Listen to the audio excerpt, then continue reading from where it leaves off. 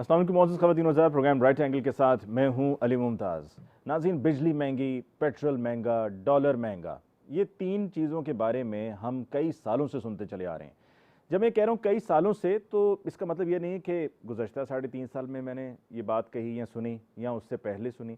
ये हमेशा से मसला रहा है। हर दौर में इन चीज़ों की कीमतें ऊपर जाती रही हैं। डॉलर भी ऊपर जाता रहा है, पेट्रोल भी ऊपर जाता रहा है, बिजली की भी कीमत ऊपर जाती रही है और महंगाई का हर दौर में ही तूफ़ान रहा है। हमने पाकिस्तान तहरीक इंसाफ के 3.5 साल के दौर में हमने कहा जी पेट्रोल बम गिरा दिया गया, महंगाई है, और चूँकि महंगाई है तो नाअहल नालायक हुकूमत है और इस हुकूमत को घर भेजना चाहिए, अवाम को सड़कों पर निकलना चाहिए। जब सन 2013 से 2018 तक PMLN का दौर था तब भी कुछ ऐसी बातें कही जाती थीं, और उससे पहले जब पाकिस्तान पीपल्स पार्टी का दौर था तब भी यही बातें होती थीं।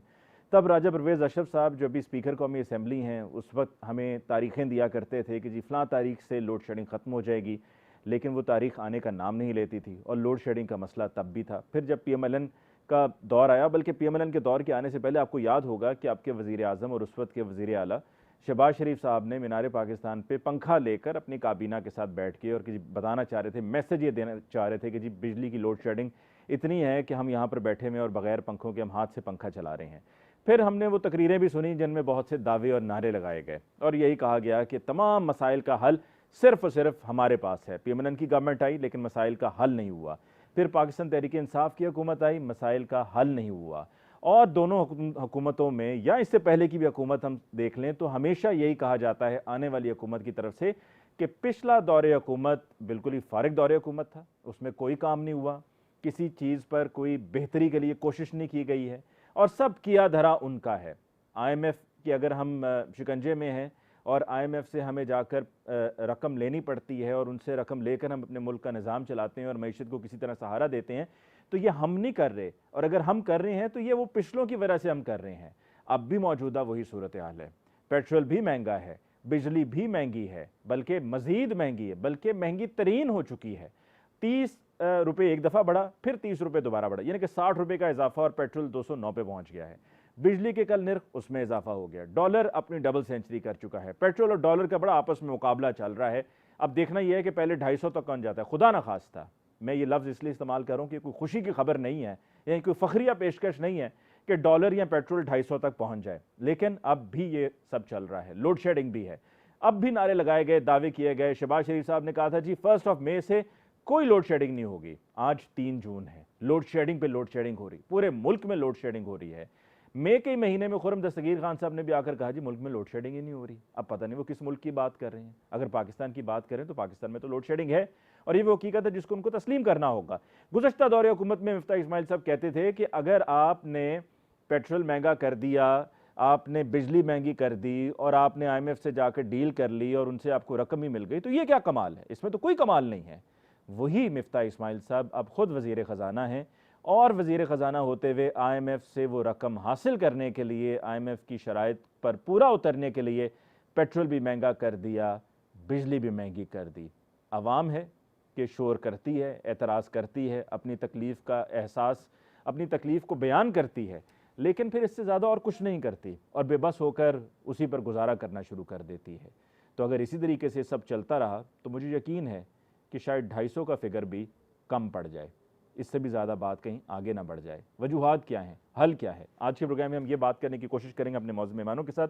हमें ज्वाइन किया पाकिस्तान तहरीक इंसाफ से आफ्ताब जहांगीर साहब ने। आफ्ताब साहब का बहुत बहुत शुक्रिया कि आपने हमें ज्वाइन किया। पाकिस्तान पीपल्स पार्टी से हमें ज्वाइन किया है शैला रज़ा साहिबा ने। शैला साहब आपको भी बहुत बहुत शुक्रिया for joining us on show tonight.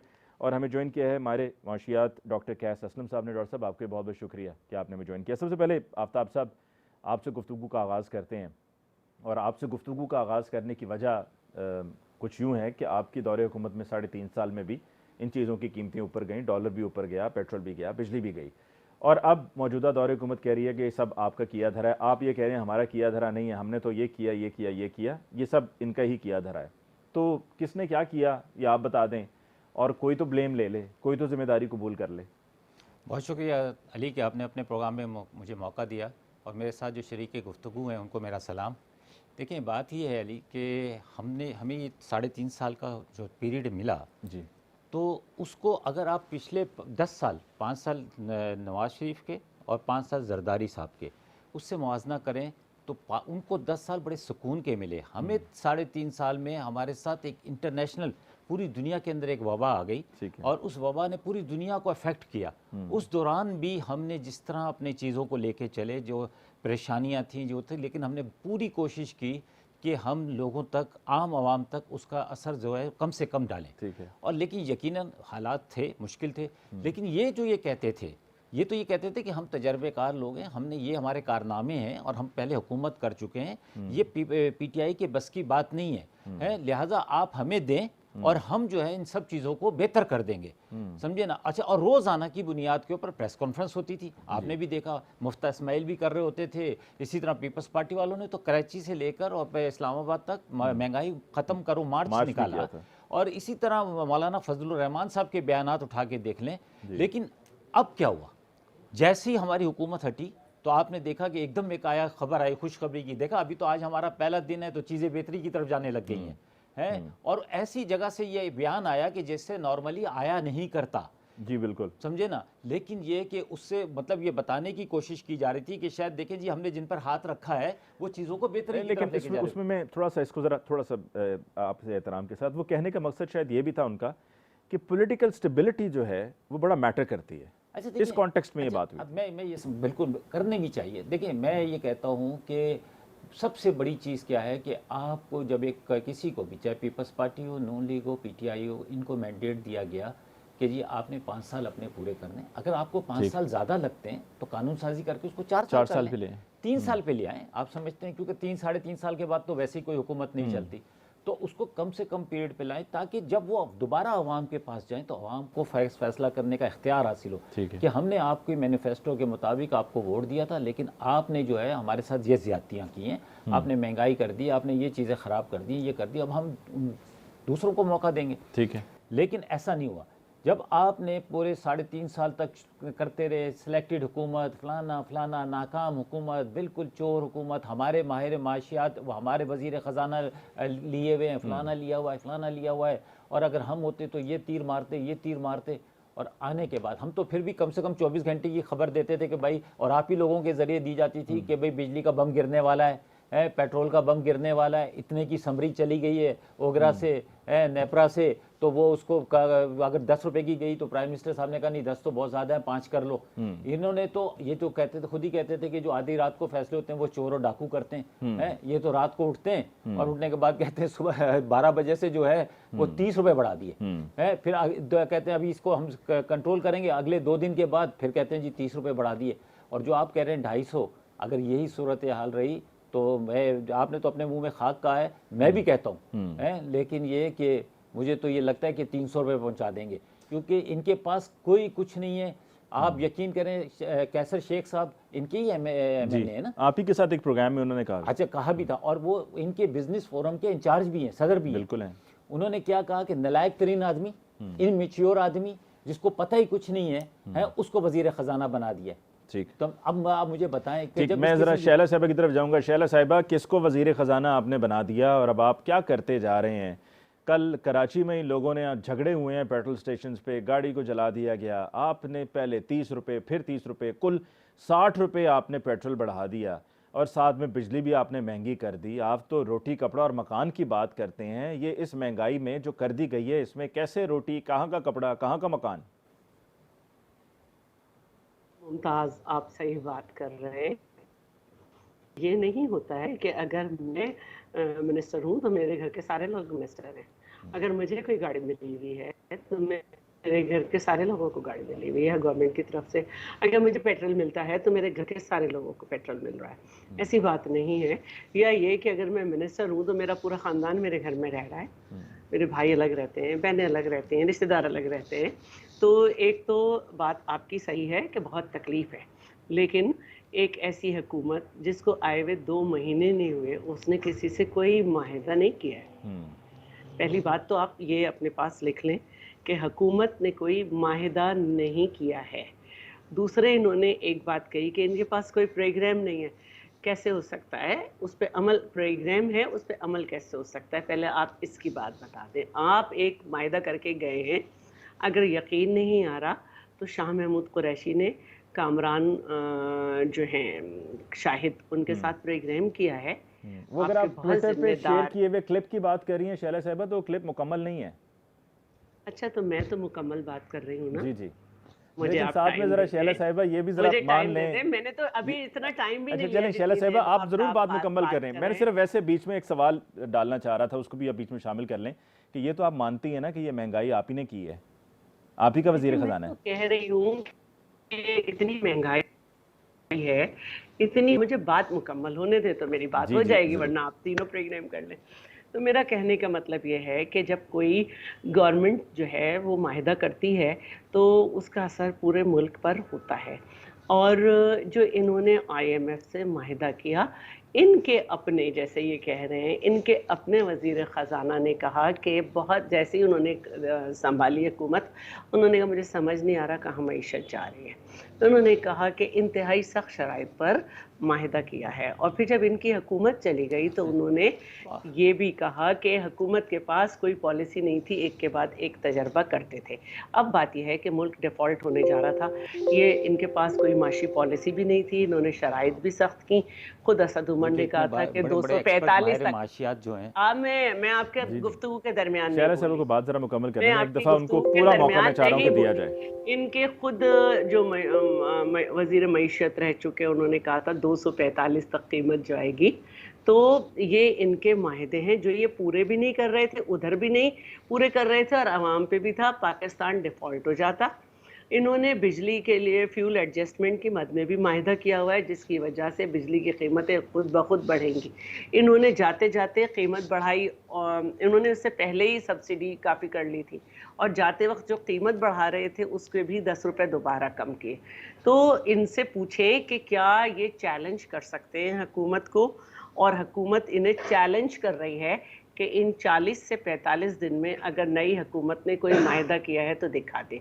हमारे पास प्रोग्राम भी है नेक्स्ट, हम उस पर अमल भी करेंगे, लेकिन पहले जो आपका माहिदा है ये पाकिस्तान की क्रेडिबिलिटी होगी। दुनिया को इससे मसला नहीं होता कि कौन पहले था कौन अब था, पाकिस्तान ने माहिदा किया है।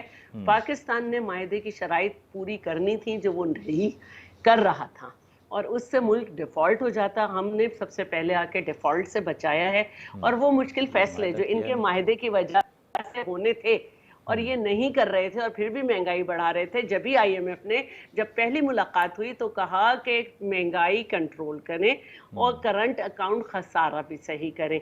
तो कैस असलम साहब बैठे हुए हैं, वो भी बता सकते हैं कि इस हुकूमत ने कोई माहिदा नहीं किया। इनके 40, ये 3 साल 8 महीने रोते रहे कि हम पे पुराना मलबा है, और हम 40 दिन में क्या कर सकते हैं जो ये कह रहे हैं। 40 दिन में तो सिर्फ इनके जो माहिदे हैं उसके हाथ पांव को सीधा किया है। ठीक, अब ज़रा डॉक्टर कैस असलम साहब की तरफ चलते हैं। डॉक्टर साहब, किसको जिम्मेदार कसूरवार ठहराया जाए, किसका मुआहदा था, किसकी वजह से ये हो रहा है, किसकी नाकिस पॉलिसी थी कि जिसकी वजह से ये सब हो रहा है?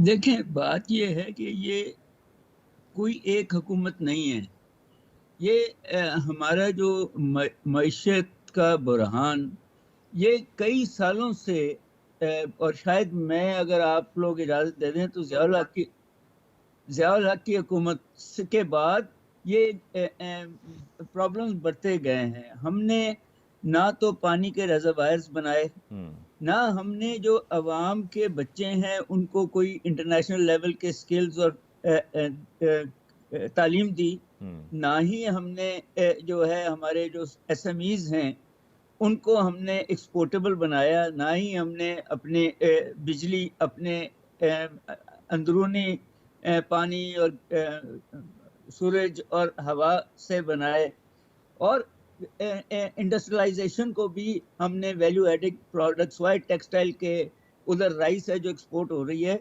तो इन अ वे बाकी तो यही था कि वो जो कर्जे लिए जा रहे हैं वो पिछले कर्जे जो लिए जा रहे हैं उनको रीशेड्यूल किया जा रहा है, उन पे IMF के पास जाया जा रहा है। ये कोई 12-13 दफा हम जा चुके हैं। सो मैं ये तो नजर आता है कि हर गवर्नमेंट जो है वो मिटिगेट करने की कोशिश करती है उसी प्रॉब्लम को जो फाइनेंशियल है वो, बट इन द कॉन्टेक्स्ट ये गवर्नमेंट को कोई जरूरत नहीं थी ये इतनी जल्दी प्राइसेस इतनी बढ़ा देने की? बजट तो देते, बजट के अंदर आते ये सारी चीजें, बजट से पहले बढ़ा रहे हैं आप।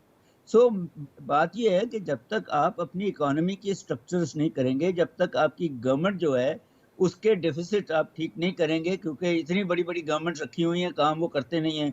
आपकी जो बिजली बनाने के आईपीपीज हैं उनका कंपटीशन नहीं कराते, आपने कार्टेल्स बनाई हुई हैं।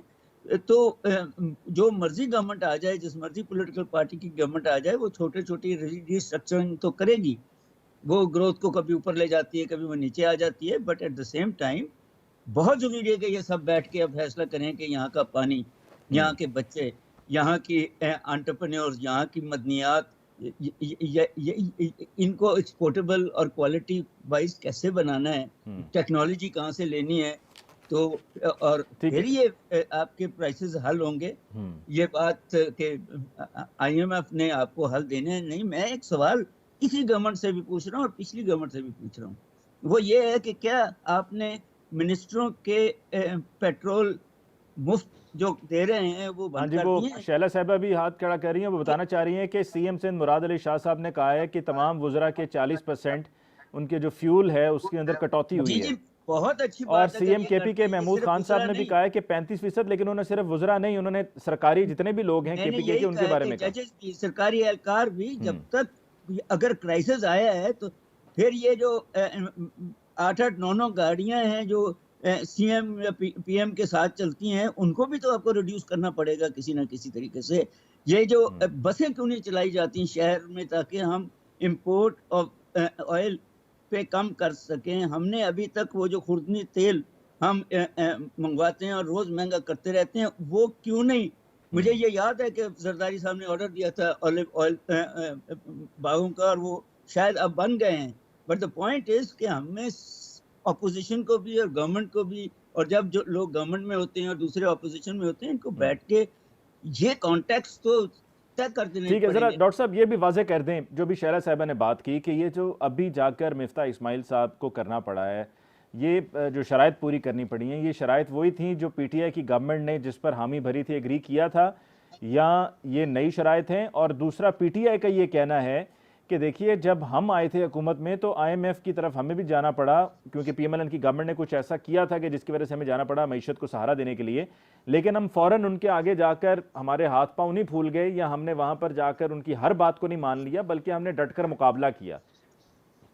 दो बातें इसमें कहनी पड़ेंगी आपको, मुझे आपको। वो एक तो ये है जी कि शायद जब आप मुआहदे करते हैं आईएमएफ के साथ तो अल्टरनेट्स भी होते हैं, आप भी अपना होमवर्क करके जाते हैं, और शायद पिछली गवर्नमेंट ने पीटीआई के शायद कुछ होमवर्क किया हुआ था। यहाँ प्रॉब्लम यह है जो मुझे भी नजर आ रहा है कि ना सऊदी अरब, शायद चाइना को थोड़े से पैसे दे रहा है, और आईएमएफ भी इस गवर्नमेंट को शायद ना दे, ना एग्रीमेंट करे, क्योंकि 1 साल और 2 महीने की ये गवर्नमेंट है, ज्यादा 1 साल 3 महीने की गवर्नमेंट है। उनको एक गवर्नमेंट चाहिए जो 4-5 साल की हो, इलेक्टेड, और वो एक इकोनॉमिक पॉलिसी दे दे, रीस्ट्रक्चरिंग जो है। सो ये मिफ्ता साहब ने जो काम किए हैं ये आईएमएफ को खुश करने के लिए किए हैं। शायद वो जो एग्रीमेंट हुए हैं उसमें ये तो कह दिया गया होगा कि जी सब्सिडीज खत्म करें, और वही बात जो हम पहले कह रहे हैं कि सब्सिडी तो वो भी हैं जो हम एक खास क्लास के लोगों को बिजली मुफ्त और ये पेट्रोल मुफ्त देते हैं, उनके ऊपर है। ये कौम के ऊपर सडनली कर देना। सो मैं ये समझता हूँ कि नया एग्रीमेंट बिल्कुल कोई नहीं हुआ, पुराना एग्रीमेंट जो है उसकी शिकें भी पूरी नहीं की गई, और वहां है जो आईएमएफ जो है गुस्सा दिखा रही है। ठीक, एक वक्फा लेते हैं जी। और तो मेरी बात को सही मानेंगे ना? नहीं शैला साहिबा, उसमें भी ज़रा 2 एंगल्स हैं, उस पर आते हैं वक्फे के बाद। और आपके जो आपके इत्तेहादी हैं, यानी कि आपके हुकूमती पार्टनर्स हैं, उन्होंने 15/1/2021 को क्या कहा था, मैं वक्फे के बाद लौट कर आऊँगा तो ज़रा वो भी कोट करूँगा। मिलते हैं जी ब्रेक के बाद। वक्फे के बाद जी एक दफ़ा फिर आपकी खिदमत में हाजिर। शैला रज़ा साहिबा, आपके 2 वज़ीर ख़जाना हैं जिसकी वजह से भी कह रहे हैं कि कन्फ्यूजन बढ़ रही है। एक मिफ्ता इस्माइल साहब हैं, एक इसहाक डार साहब हैं। वो अपना हुक्मनामा जारी करते हैं, मिफ्ता इस्माइल साहब अपना मामला लेकर चलते हैं। और साथ ही जैसे कि मैंने वक्फे पे जाते हुए कहा था कि वापस जब लौट कर आऊँगा तो आफ्ताब साहब की तरफ जाने से पहले मैं चाह रहा हूँ कि क्विकली आपसे ये बात कर ली जाए, आपकी राय ले ली जाए, फिर उसके बाद आफ्ताब साहब की तरफ जाएंगे कि 15/1 सन 2001 को आपके इत्तेहादियों ने, मरीम नवाज शरीफ साहिबा ने ट्वीट की थी कि इसी माह दूसरी मरतबा पेट्रोल की कीमत में इजाफा कर दिया, हर रोज़ महंगाई की चक्की में पिसती आवाम पर एक नई क़यामत ढाई जा रही है। आप पूछते हैं कि अपोजिशन क्या चाहती है? अपोजिशन आवाम को आपके अजाब से निजात दिलाना चाहती है। क्या हम घर बैठकर आवाम पर आपके मजालिम देखते रहें? बिल्कुल नहीं। ये मरीम नवाज साहिबा ने 15/1 सन 2001 को कहा था। शैला साहिबा, क्या हम ये खुशी से बढ़ा रहे हैं? अभी कैस असलम साहब ने कहा कि इन्होंने कोई मायदा नहीं किया, ठीक है, और ये भी उन्होंने कहा कि जो माहिदे की शराइत थी वो इन्होंने पूरी नहीं की। अब कैस असलम साहब के सामने मैं बहस नहीं कर सकती, लेकिन एक बात कह सकती हूँ कि इन्हीं के जो फाइनेंस मिनिस्टर हैं उन्होंने आते ही कहा कि पीपल्स पार्टी ने अपने दौर में आसान शराइत की थी, ये सख्त तरीन शराइत पे माहिदा किया गया है। तो मिफ्ता इस्माइल तो जब फर्स्ट टाइम गए तो उन्होंने कहा कि जनाब आप सब्सिडी ख़त्म करें, करंट अकाउंट खसारा ठीक करें। सिंध ने अपने हिस्से के डैम भी बनाए, सिंध ने अपने खराजात पे बिजली भी बनाई है जो कि फैसलाबाद को दी जा रही है, सिंध ने अपना बिजली घर भी बनाया है जिससे 100 मेगावाट नूरियाबाद में बन रही है और कराची को दी जा रही है, अपनी ट्रांसमिशन लाइन भी बिछाई है जो और सूबों ने नहीं की। अब रही बात मिफ्ता इस्माइल की और इसाक डार की, अगर दोनों मशवरा कर रहे हैं तो बहुत अच्छी बात है। दोनों की लड़ाई की खबर मुझे नहीं आई। अगर किसी एमएनए ने अपनी पार्टी के बारे में, किसी शख्स के बारे में कुछ कहा है वो उसकी राय है, लेकिन अगर उसको दिए गए हैं कुछ इख्तियारात तो मैं समझती हूँ कि बहुत जल्दी आप देख लेंगे कि क्या चेंजेस आई।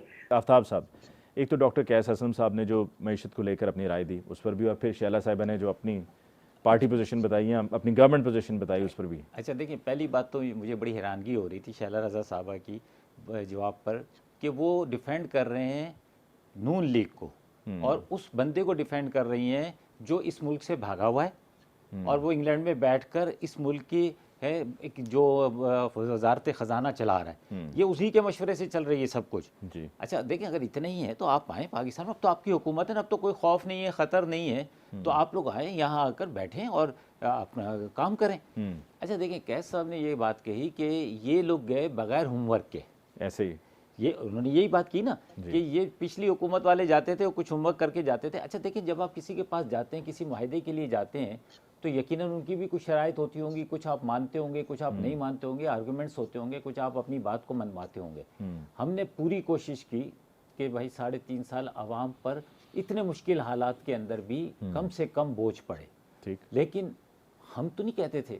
अभी पिछले दिनों एक जलसे के अंदर आपने देखा, मरियम साहिबा ने खड़े होकर कहा, वो दिखाओ, वो नाम भी लिया एक बंदे का, उसने एक बैनर उठाया जिस पे लिखा था कि अगर चीनी, पेट्रोल की और की कीमत बढ़ती है तो इसका मतलब होता है वजीर आजम चोर है।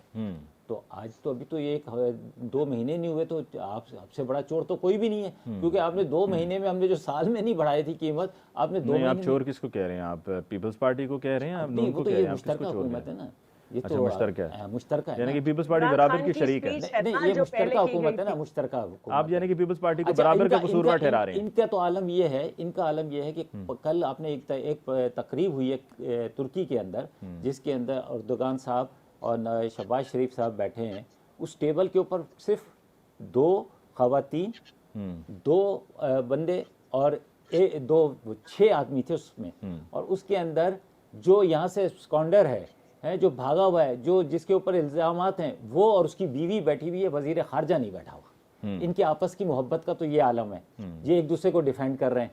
देखिए, मैं ये कहता हूँ कि मैं फिर अभी भी ये कहता हूँ कि देखिए, हम नहीं है ना हुकूमत में, आप हैं हुकूमत में, आप चीज़ों को बेहतर करें, आवाम को रिलीफ दें, ताकि जब हम जाएँ लोगों के पास, आपके पास भी कुछ देने के लिए हो, हमारे पास भी कुछ हो कि हम बता सकेंगे, जी हम बताएंगे कि हमने क्या कोशिश की थी और इन्होंने क्या कोशिश की, ठीक। लेकिन क्या है, बदकिस्मती क्या है, देखिए अली भाई, हम प्रोग्राम से पहले एक बात कर रहे थे, मैं इस प्रोग्राम के तवस्सुत से शैला रज़ा की मौजूदगी में ये बात करना चाह रहा हूँ कि जो तरक्याती काम हो रहे हैं कराची के अंदर, इन्होंने अभी कहा कि हमने डैम बनाया, हमने बिजली घर बना के फैसलाबाद को दे रहे हैं, तो फैसलाबाद के बजाय आप सिंध को दे दें, कराची को दे दें, हैदराबाद को दे दें, आप फैसलाबाद ना दें, पहले अपने घर को तो मजबूत कर लें।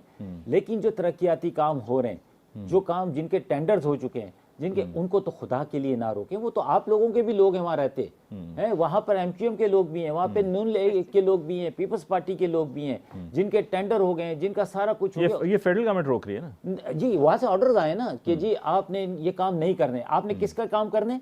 आपने जो गद्दार है उनके काम करने हैं, आपने आमिर लियाकत का काम करना है, आपने रमेश का काम करना है, लेकिन आपने दूसरे काम नहीं करने। आप आमिर लियाकत को तो वैसे ही काम हो गया, उनकी क्या टेंशन सर? वो तो काम तो उनका वैसे भी हो गया, लेकिन उनके तरक्याती कामों की बात भी कर रहा हूँ मैं। उनके पैसा मिल गया उनको। हाँ, तो मतलब ये कि अब वो है भी नहीं, पता नहीं आजकल कहाँ है, यानी कई दफ़ा ट्वीट आती है कि मैं मुल्क खैर बात करके जा रहा हूँ। हाँ। तो मतलब मैं एक बात कर रहा हूँ कि ये अगर आप मुल्क को मुल्क समझते हैं, चीज़ लोगों के लिए आसानियाँ पैदा करना चाहते हैं, तो आप लोगों के लिए आसानियाँ पैदा करें। शैला साहिबा, जरा ये भी बताइएगा कि आप इसको तो डिफेंड नहीं करेंगे ना, इसको तो आप अपोज करेंगी, इसकी आप मजम्मत करेंगी कि ये मुनासिब नहीं है कि जिस तरह सऊदीया गए जब शहबाज शरीफ साहब, तो वहाँ पर नवाज शरीफ साहब के साहबजादे भी मौजूद थे, शहबाज शरीफ साहब के साहबजादे भी मौजूद थे, जो पाकिस्तान नहीं आ सकते, पाकिस्तान नहीं आते, एब्सकॉन्डर हैं, लेकिन वहाँ पर सऊदीया में पहुँचे हुए थे, यहाँ पे तुर्की भी पहुँचे हुए हैं। तो ये इन चीज़ों को आप तो पाकिस्तान पीपल्स पार्टी ये नहीं करती है, मैंने नहीं देखा कि कहीं पर आसिफा साहिबा को या बख्तावर साहिबा को मैंने कहीं पर देखा हो। देखिए, अगर वो अपने किराए से अपने हिसाब में पहुंचे हैं और वहाँ के लेकिन ऑफिशियल मीटिंग भी तो कोई चीज होती है ना शैला साहिबा, ऑफिशियल मीटिंग तो ऑफिशियल होती है। एतराज नहीं है तो नहीं बैठना चाहिए, ये एक अलग डिबेट है, इससे मईशत पे असर नहीं पड़ रहा। हमारा टॉपिक है मईशत। चले, मईशत को लेकर जो मैंने मरीम नवाज साहिबा की ट्वीट कही थी, आप समझती हैं कि वाकई में आप लोगों को निकलना चाहिए? नवाज की ट्वीट पे मैंने ये कहा था कि मैं इससे भी ज्यादा सख्त प्रोग्राम करती थी, और आज भी मैंने बैठते ही ये कहा है कि ये बहुत बड़ा बॉम्ब है जो कि गिरा है। आप लोग ये समझते हैं शायद कि हमारे पेट्रोल वगैरह से हमारा पूरा ख़ानदान चलता है, मेरे साथ मेरा ख़ानदान को तो नहीं मिलता। दूसरी बात मैं ये कहना चाह रही हूँ, बहुत संजीदगी से देखें, इस वक्त जो हम बात कर रहे हैं वो हम बात ये कर रहे हैं कि ऐसा नहीं हुआ कि मिफ्ता इस्माइल को सोच के नहीं गए। मिफ्ता इस्माइल सारी जो इस वक्त हालात थे उनके बाद IMF से बात करने गए, और उसमें पहली बात ये हुई है कि सब्सिडाइज जो हैं वो ख़त्म की जाए, फिर जून में बात होगी। तो हम एक चीज़ जब उन्हें अभी नहीं होनी नहीं है तो आप क्या कह रहे हैं, क्या सोच के गए? तो अब दूसरी बात जो है मैं ये कहना चाह रही हूँ कि ये इमरान खान की स्पीच थी कि जोर है, तो इनके ज़माने में बहुत बड़ी असल देखें, इस वक्त जो प्रॉब्लम है कि ये मसला नहीं है कि हम जो हैं वो इस तरह से बात करें कि इनके दौर में जैसे बहुत कुछ सही अच्छा था। इन्होंने इतना बैरूनी कर्जा लिया है जो नून लीग और पीपल्स पार्टी की 10 साल हुकूमत में लिया गया, इन्होंने 3 साल 8 महीने में ले लिया। उनकी भी शराइत बड़ी सख्त हैं। फिर अंदरूनी कर्जा भी इन्होंने बहुत लिया है। अभी पिछले दिनों मेरे पास पूरी फिगर थी, मैं निकाल भी लेती, मैं हूँ, और आप कहें तो उसमें पंजाब में बोजदार साहब कितना कर्जा लेके गए हैं, KP हुकूमत कितनी कर्जदार है। ये जो बात कर रहे हैं, ये जो मैं जो इनको बात बता रही हूँ, हमारा जो पब्लिक प्राइवेट पार्टनरशिप है जो 18वीं तरमीम के बाद सूबे खुद कर सकते हैं, उसमें एशिया में 6ठा नंबर है। बिजली जब बनाई जाती है तो उसको नेशनल ग्रिड में दाखिल किया जाता है। हम फैसलाबाद को इसलिए दे रहे हैं 660 मेगावाट कि हमारी मईशत का जो हाल है ये आप ही के ज़माने में हमने देनी शुरू की है प्रोड्यूस करके, जबकि इस पे खर्च हमारा है ना। नून लीग ने अपने दौर में इस पे हमारी बात सुनी ना, PTI तो किसी की सुनती। डॉक्टर साहब की तरफ जाना चाहूंगा, लेकिन PTI तो किसी की सुनती नहीं। 100 मेगावाट हम कराची को दे रहे हैं। आप समझते हैं मेरा ये कहना है कि ना, घरों में बैठने के बजाय कहना चाह रहे हैं बाहर निकल कर एहतजाज करना चाहिए हुकूमत के खिलाफ? मैं ये समझती हूँ कि इस एहतजाज से भी कुछ नहीं होगा, या तो पाकिस्तान को डिफॉल्ट से बचा लें, या फिर ये है कि यानी कि अब आम सहती रहे, चुपचाप सहती रहे, घरों में बैठी रहे, बाहर ना आए, एहतजाज ना करे। सभी ये चीज तो सभी सह रहे हैं ना, लेकिन उनका हक है एहतजाज। अगर वो करने के लिए निकलना चाहते हैं तो आप उन्हें, आप कह रही हैं कि जी ना निकले, कोई फायदा नहीं। नहीं, मैं ये कह रही हूँ कि एहतजाज बिल्कुल करें, लेकिन इस वक्त यही है कि सिमत सीधी की है, कर रहे हैं, और आप देखिए कि ये करनी पड़ेगी। इसीलिए इन्होंने बहुत सारे काम जो इन्हें करने थे, इन्हें समझ आ गया था कि इनका जाना ठहर गया, ये नहीं कर रहे थे। ठीक, डॉक्टर साहब मुश्किल हो जाती है। डॉक्टर कैस साहब आपकी तरफ आते हैं। सर ये जरा बताइएगा कि क्या वर्किंग, आप कह रहे थे वर्किंग नहीं थी मिफ्ता इस्माइल साहब की, वो क्या वर्किंग थी उनको जो जाने से पहले करनी थी, जो कि आपकी नज़र में उन्होंने नहीं की हुई थी? देखें, बात ये है कि आपको इकोनॉमिक्स एक ऐसा सब्जेक्ट है जिसमें कहीं ना कहीं अल्टरनेट्स होते हैं। सिर्फ अगले की बात मानने से बात यह है कि जो आपकी एक्सपोर्टेबल्स हैं, जो आपकी मार्केट्स हैं जहां ये एक्सपोर्टेबल्स जाने हैं, जो आपके पाकिस्तानी बाहर काम कर रहे हैं और पैसा भेज रहे हैं, वो तो 2.5-3 बिलियन, मार्च में वो 3 बिलियन हो गया, 2.5 बिलियन भेज रहे हैं ना जी। आपको पहला होमवर्क तो ये करना चाहिए था कि ये जो स्टेट बैंक ने वो 27 बिलियन डॉलर से पैसा मार्केट में फेंकना शुरू किया डॉलर को रोकने के लिए, उनके पास और भी तो अल्टरनेटिव्स होंगे। ये जो आपने 13.5 पे ले गए इंटरेस्ट रेट्स, उससे पाकिस्तानी तो इन्वेस्टमेंट नहीं कर सकते, मुझे नहीं पता कोई और कर सकता है। ये डायलॉग तो हो सकते थे ना जी, कि कहीं ना कहीं अगर आप चाह रहे हैं कि हम ये कॉस्ट ऑफ डूइंग बिजनेस बढ़ा दें पेट्रोल और बिजली बढ़ाने से, तो हमें इंटरेस्ट रेट्स को नीचे लाना पड़ेगा। और अगर इंटरेस्ट रेट्स इन्फ्लेशन को कंट्रोल करने के लिए ऊपर ले गए हैं, तो हमारी जो फिस्कल मैनेजमेंट है उसको किसी तरीके से आप जो है रिस्पाइट दे सकते हैं लोगों को। कहीं तो इजाजत आपको IMF sovereign state of Pakistan को दे दे कि ये जो आपकी वो मैं ये कह रहा हूँ कि होमवर्क ये करना चाहिए था कि आपकी जो इकोनॉमिक पोटेंशियल है उसको कहीं ना कहीं टैक्स रिबेट्स देने की इजाजत देनी चाहिए थी and such fourth. Text book जो है वो इनडायरेक्ट टैक्स सब्सिडीज और वो इनकम सब्सिडीज और रेंट सब्सिडीज की इजाजत देता है, वो तो मांग सकते थे ना आप उनसे। ठीक, लेकिन कैसे do you have any doubts on Mifta Ismail's competency ability? No, I have no doubt with anybody's competency. ये सब काबिल लोग हैं।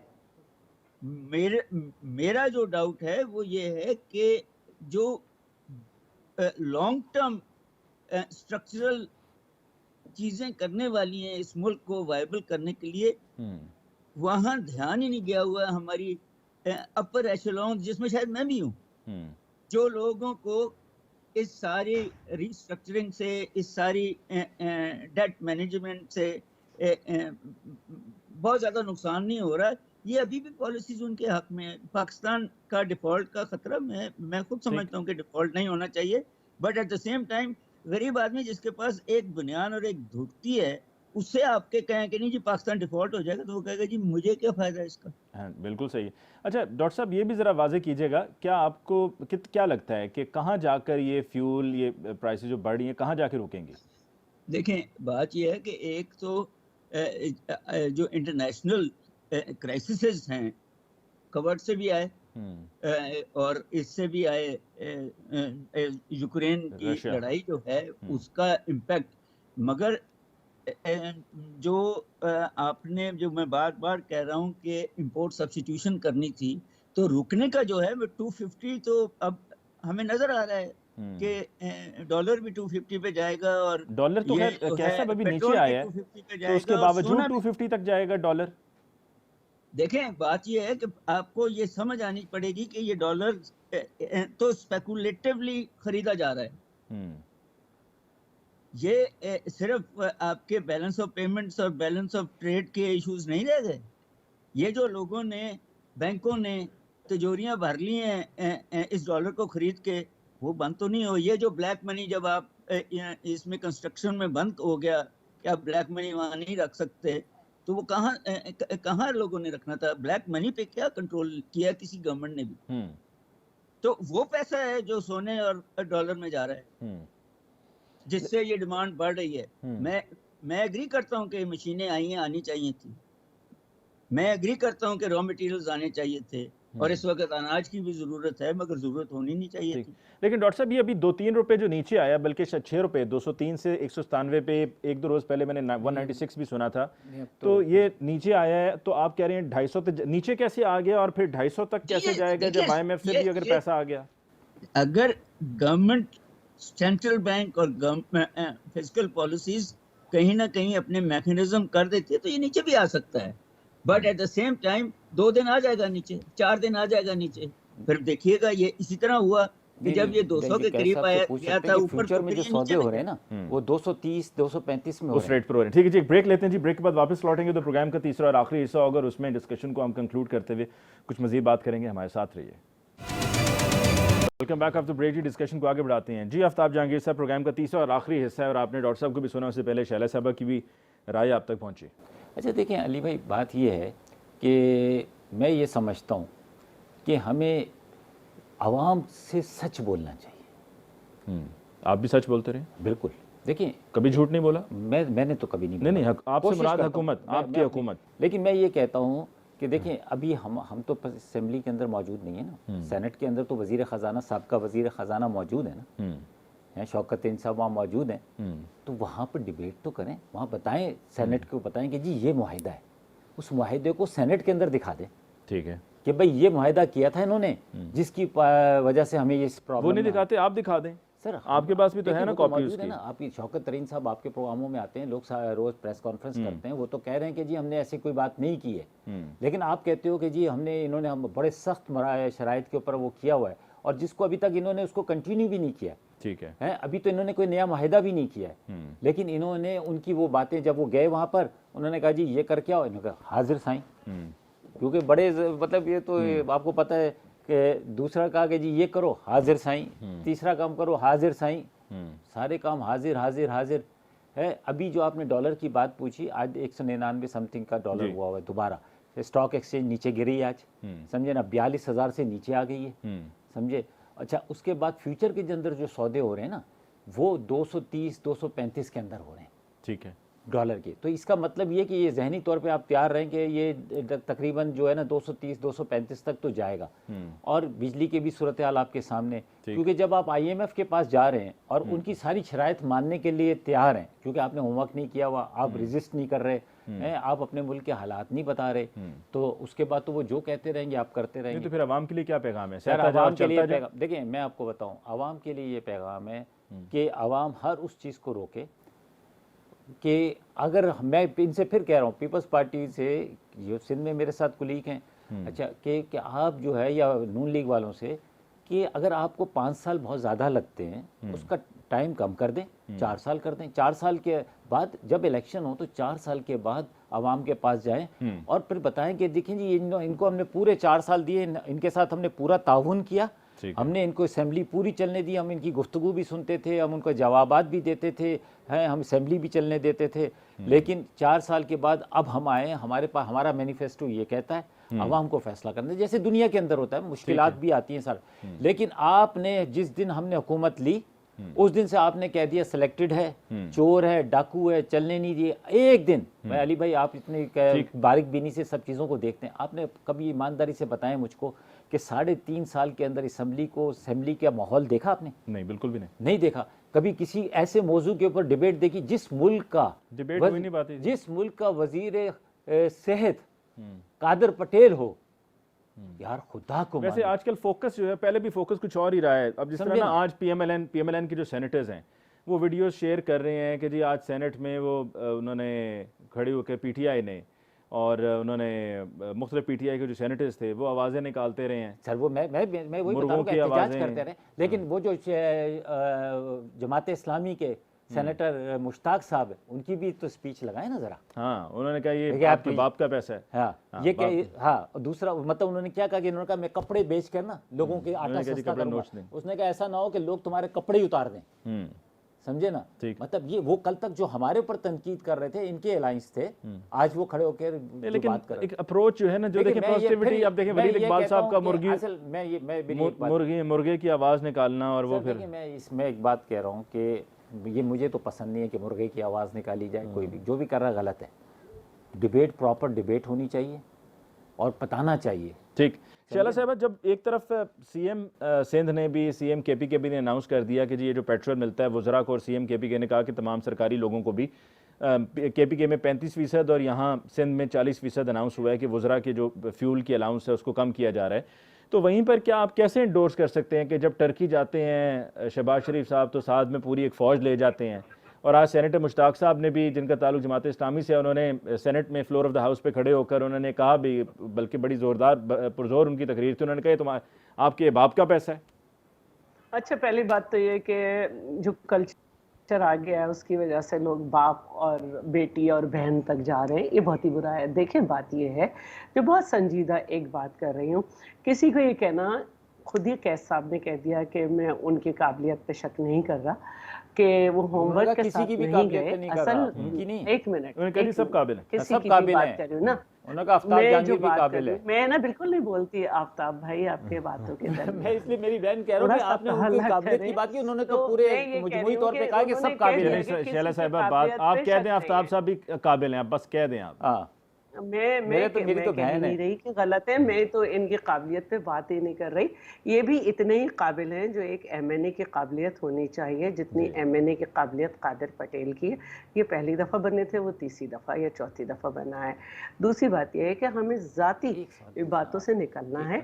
मसलन आमिर कियानी जब थे तो उन्होंने कितनी दवाओं की कीमत बढ़ा दी, क्या वो इस काबिल थे कि एमएनए बने? अगर आप इस तरह की बात करेंगे, देखिए बात यह है जो मैं बार बार आपसे कर रही हूँ और करती रहूँगी कि आप असद उमर के बयानात निकालें, और उसके अलावा इनके फाइनेंस मिनिस्टर आखिरी जो थे, क्योंकि काफ़ी फाइनेंस मिनिस्टर रहे इनके दौर में, शौकत तरीन, उन्होंने कहा था कि इन्होंने बहुत सख्त शराइत की हैं। दूसरी बात यह है कि अभी जाने से पहले इनके 76% से ज़्यादा तिजारती खसारा था, यानी इंपोर्ट के जो बिल थे वो एक्सपोर्ट से डबल थे। तो मैं ये कहना चाह रही हूँ कि मसाइल हैं, और ये हुकूमत जो आई है ये कम से कम पहले पाकिस्तान को डिफॉल्ट होने से बचा लिया है इसने, और अब नया जो हम करने जा रहे हैं, इसका जवाब तो डॉक्टर कैस बताएंगे बजट कि डिफॉल्ट से बचाया कि नहीं बचाया। इसका जवाब तो मैं आखिर में डॉक्टर कैस से लूंगा। तो ये सख्त तरीन शराइत है, इनको हम यही है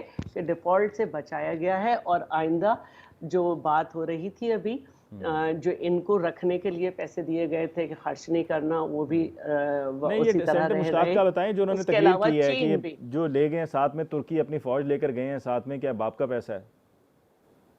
मैं ये समझती हूँ कि वज़ीर आज़म को जब वो असेंबली में आए, क्योंकि इमरान तो आते ही नहीं थे, असेंबली के अंदर जो बात की जाती, वो जो है ऑर्डिनेंस फैक्ट्री इनको कोर्ट की तरफ से कहा गया। आजकल ये कोर्ट से बड़े खुश हैं, इनके ज़माने में ऑर्डिनेंस आते रहे, लेकिन अब जो है असेंबली में को बिठा कर तो सारे काम नहीं कर सकते ना। असेंबली में हर चीज़ पे डिबेट हो रही है, आप वहाँ भी आ जाएं। तनख्वाह तो लेने पहुंचे थे शेख रशीद, आप वहाँ भी आ जाएं, आप दुआ करें हम ना जाएं।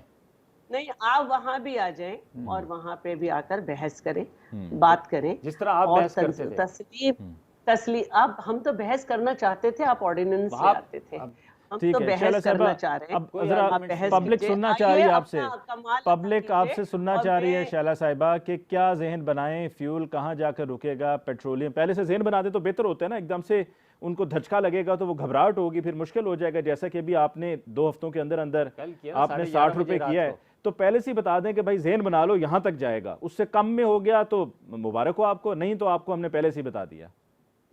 देखिए, असद उमर की स्पीच निकाल लें, उसमें 200 से ऊपर डॉलर की बात थी, और 245 तक जो है वो पेट्रोल की बात थी। उन्हें मालूम था जो करा रहे हैं असद उमर करा रहे हैं, मतलब उन्हें मालूम था उस जमाने में वो भी थे जब जो है IMF से मुआहदा हुआ। आपको भी तो मालूम उनके बयानात निकाले। आप बता दें शैला साहिबा 300 का जहन बना लें। शैला साहिबा रोजाना प्रेस कॉन्फ्रेंस करते थे, प्रेस कॉन्फ्रेंस रोजाना करते थे, शैला साहिबा 300 का जहन बना लें। समझे ना, आपको पता नहीं था क्या? आप तो बड़े माहिर हैं, शैला रज़ा साहिबा 300 का जहन बना लें।